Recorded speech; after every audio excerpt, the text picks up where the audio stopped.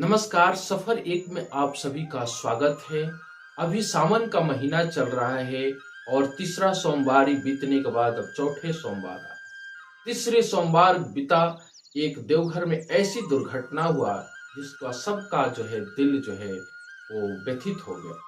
वैसे ही एक घटना, एक कहानी वो देवकी प्रसाद का है। देवकी प्रसाद पटना के रहने वाले हैं।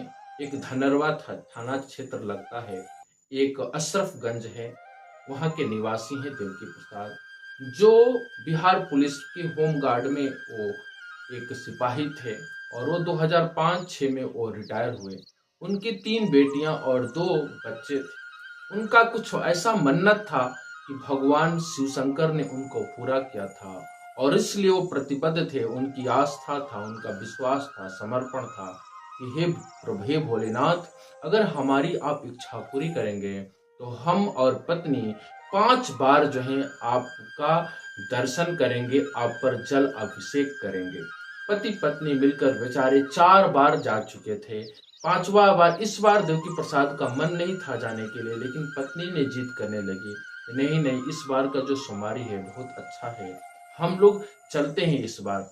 घर के पूरे परिवार के सदस्य मिलजुल कर बहुत धूमधाम से फिर वो बैजनाथ धाम जाते हैं और वहां जाने के बाद वो रात को विश्राम करते हैं और अपनी बेटी को फोन लगाते हैं। उनकी बेटी, बड़ी बेटी का नाम पूजा रहता है, बेटी को फोन लगाते हैं। देखिए कैसा एक कहानी आती है, किस तरह से एक व्यथा, एक दर्द, एक भाव आता है जो आपको भी वो दुखित कर देता है। पिता अपने बेटी को फोन लगाते हैं और कहते हैं, बेटी कैसी हो, जो समाचार पूछते हैं। फिर कहते हैं कि बेटी, आप घर का बड़ी हो, आप घर का थोड़ा सा जिम्मेदारी आपके ऊपर है, आप अपने भाइयों को ख्याल रखना, घर का ख्याल रखना। हम लोग कल वासुकी नाथ का जल चढ़ाकर हम लोग वापस चले आएंगे। माँ भी वही कहती है बेटी को कि बेटी, घर का तुम बड़ी हो, आप घर का ख्याल रखना, हम लोग कल वापस लौट कर आ जाएंगे। माँ बेटी से भी बात कर लेते हैं। सुबह होता है, वहां से वो बस पकड़कर अब जाना चाहते हैं वासुकीनाथ के दर्शन करने के लिए। सुबह में बस में बैठते हैं, बस में बैठकर जिम ही वो निकलते हैं। सुबह सुबह का 5 बज रहा था। वो जिम ही वो जमुनिया एक मोड़ आता है, वहां से एक लदा हुआ एक ट्रक सिलेंडर से भरा हुआ था और उधर से वो तेज गति से वो भी आ रहा था। इधर बस का ड्राइवर भी, जो उसकी बस की जो रफ्तार थी वो बहुत ही तेज था आवश्यकता से, और फिर दोनों में भिड़ंत हो जाता है। भिड़ंत का कारण क्या था कि बस ड्राइवर का जो आंख वो झपक जाता है, उसको नींद आ जाती है एकाएक, और वो इस जाकर वो ट्रक में टक्कर मार देता है। टक्कर इतनी भयानक होती है कि बस के परखच्चे उड़ जाते हैं और जितने भी यात्री थे सब घायल और बहुत सारे की मृत्यु भी हो जाती है और बस जाकर एक ईंट से टकरा जाती है। उसमें देवकी प्रसाद भी रहते हैं। देवकी प्रसाद और उनकी पत्नी दोनों का ही उसमें मृत्यु हो जाती है। प्रशासन आनन फानन में सभी का वहां पर रेस्क्यू करती है, सबके घर में फोन करती है। जब प्रशासन का फोन जाता है और वो फोन पूजा उठाती हैं और प्रशासन जब बताते हैं कि आपकी माँ और पिता यहाँ पर आए थे क्या, तो ये बात सुनते ही उस बेटी का पर क्या बीतता है, क्या दर्द होता है उस पूरे परिवार पर। सभी रोने लगते हैं, बिलखने लगते हैं। उसके बेटे आशीष अपने मामा को फोन करता है। सभी परिवार अब रोने बिलखने लगता है, क्योंकि उसका पूरा ही संसार ही अब लूट चुका था। अब उसके कोई अपना नहीं था, कोई उसकी साया पिता का और माँ का जो साया उसका खत्म हो गया।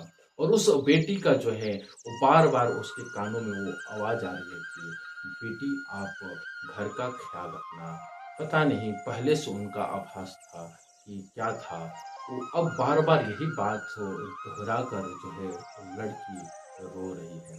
कभी कभी हमारे भगवान ने भी पता नहीं किस तरह की परीक्षा लेते हैं कि उन 5 बच्चों को जो पिता छीन लिए, माँ का साया छीन लिया, ऐसी दुर्घटनाएं बहुत ही व्यथित कर देता है मन को। और हम लोग क्लास 8 में एक पाठ पढ़ाते हैं, बस की यात्रा। उस बस की यात्रा में भी यही होता है।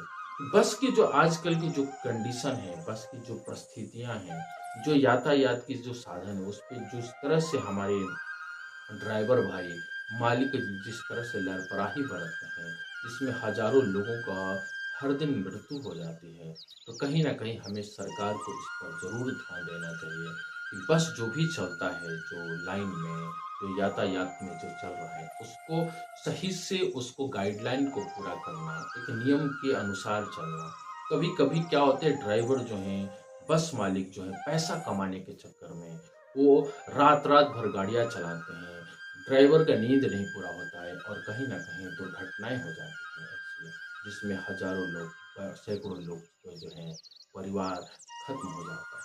तो ऐसे जो घटनाएँ जो हैं व्यथित कर देता है, तकलीफ़ देता है। ये घटना जो था वो सच्ची घटना है। आप को भगवान भोलेनाथ सुरक्षित रखें, आपकी मनोकामना पूर्ण करें। जय भोलेनाथ।